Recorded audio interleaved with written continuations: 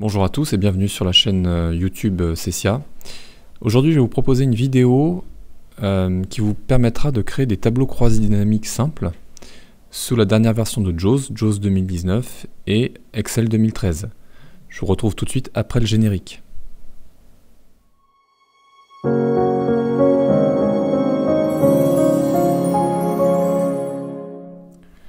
Donc l'objectif du jour va être de créer à partir d'un tableau, d'une base de données, de créer un tableau qu'on appelle tableau croisé dynamique, qui est en réalité un tableau synthétique qui va nous permettre de compiler dans un tableau beaucoup moins massif que la base de données initiale, des données, c'est-à-dire des résultats très précis.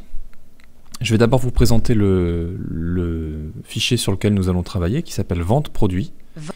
Alors, ce fichier est un fichier Excel. Donc on appelle base de données.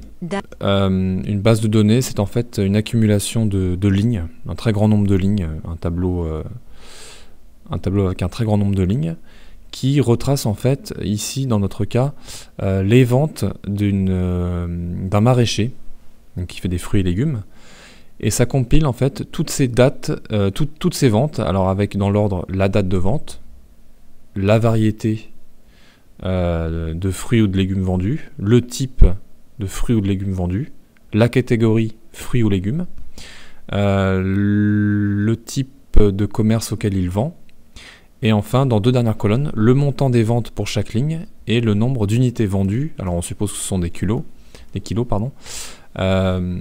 pour chaque ligne. Ce qui est très important, c'est que mon tableau il doit être le plus homogène possible pour que je puisse créer un tableau croisé dynamique derrière. Plus homogène, c'est-à-dire qu'il ne me faut pas de colonnes ni de lignes vides, et puis il ne me faut pas de cellules fusionnées non plus pour que je puisse correctement créer mon tableau croisé. Alors si je me balade un peu dans mon tableau, sur la première ligne de mon tableau, 27, date A1, donc j'ai la date, variété B1, type C1, catégorie D1. Donc ce sont toutes les champs, les entêtes en fait dont je vous parlais avant, qui se retrouvent dans la première ligne de mon tableau. Qualité E1, type commerce F1, montant vente G1, unité vendue H1. Voilà, donc 8 colonnes, 8 champs, 8 entêtes. Hein. Et puis on va avoir ensuite, si je parcours mon tableau, date A1, A1, je vais descendre jusqu'à l'extrémité basse de mon tableau.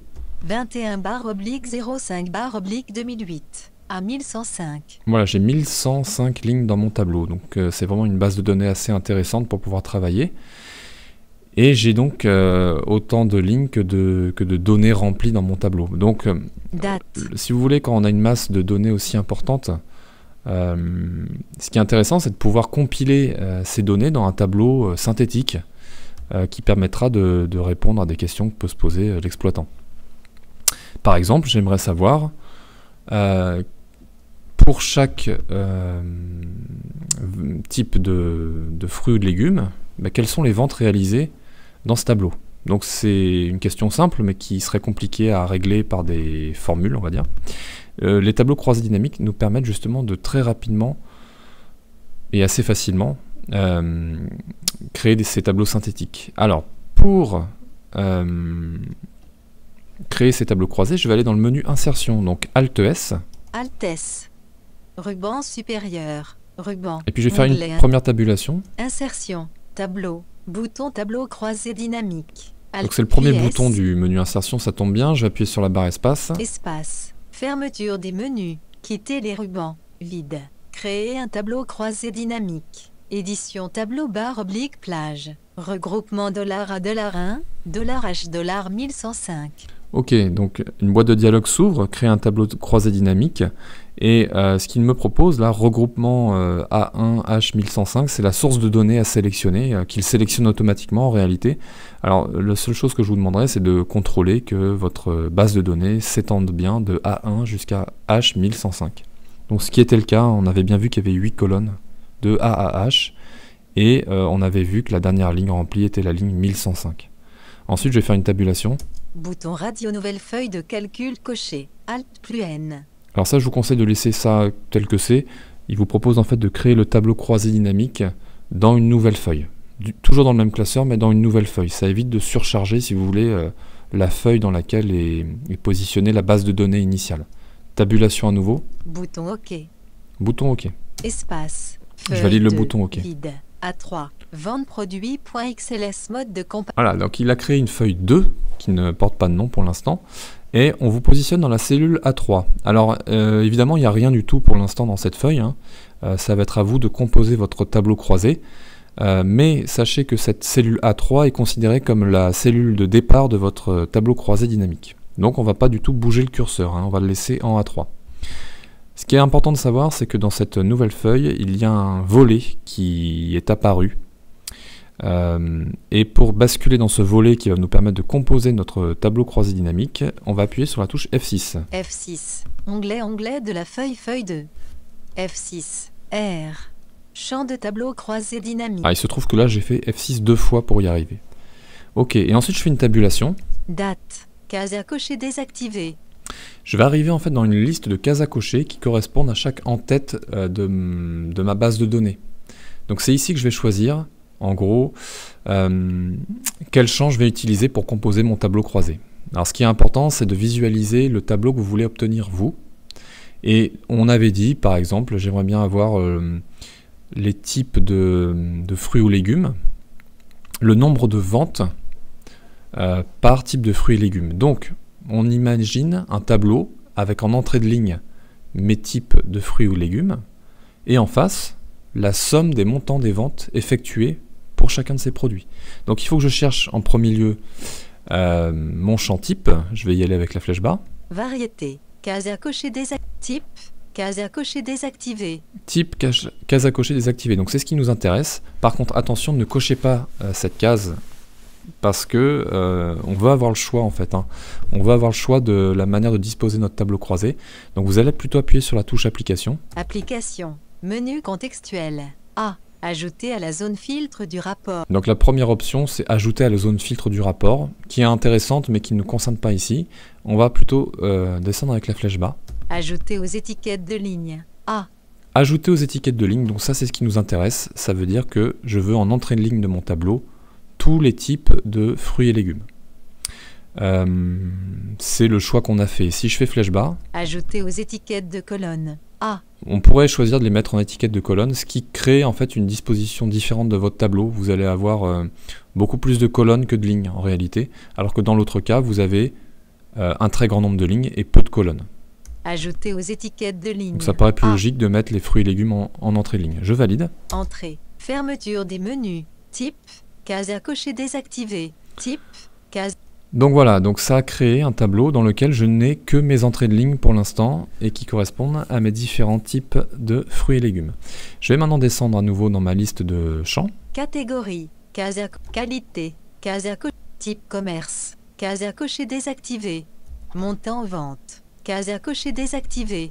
Voilà, donc c'est ce qui m'intéressait, c'est d'afficher le montant des ventes, la somme de montant des ventes pour chaque type de fruits et légumes dans mon tableau. Donc à nouveau, je vais appuyer sur la touche Application. Application. Menu contextuel. A. Ajouter à la zone filtre du rapport.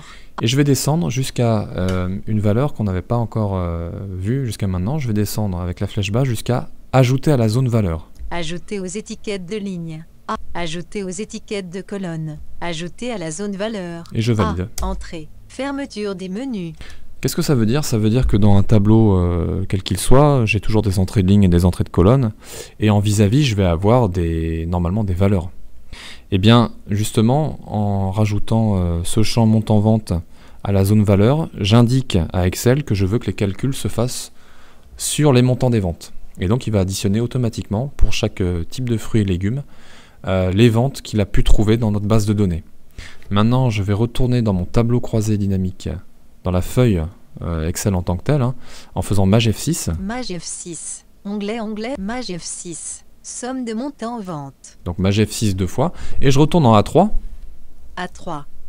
Voilà, je suis bien en A3.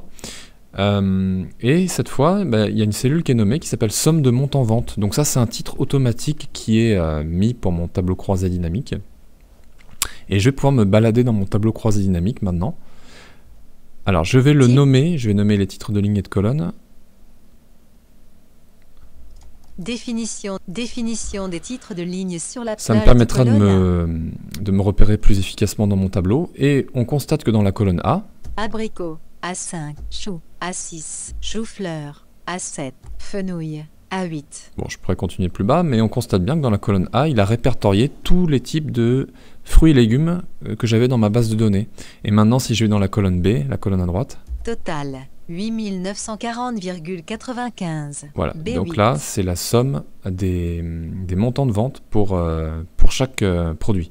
Si je descends dans mon tableau... Poire, 36 264,4. Voilà, il m'a B9. compilé toutes les ventes des poires, et donc ça correspond à 36 000 et quelques euros. Si je descends encore... Poireaux, 8538,8. B10. Pommes, 51 890,6. B11. Donc évidemment, il ne m'indique pas que c'est des euros, puisque ça c'est une histoire de format qu'on pourrait voir dans Excel, mais il faut bien comprendre que ce sont des euros. Et indication supplémentaire, si je vais tout à la fin de ce tableau... Pommes de terre, pruneaux, prunes, salade, total général, 326 253,8. B16. Voilà, la somme des ventes de mon tableau initial, il me calcule une somme automatique en fait, est égale à 326 000 et quelques euros. Voilà, je crois qu'on va faire une pause sur ce sujet et je vous retrouve tout de suite pour la suite de cette vidéo.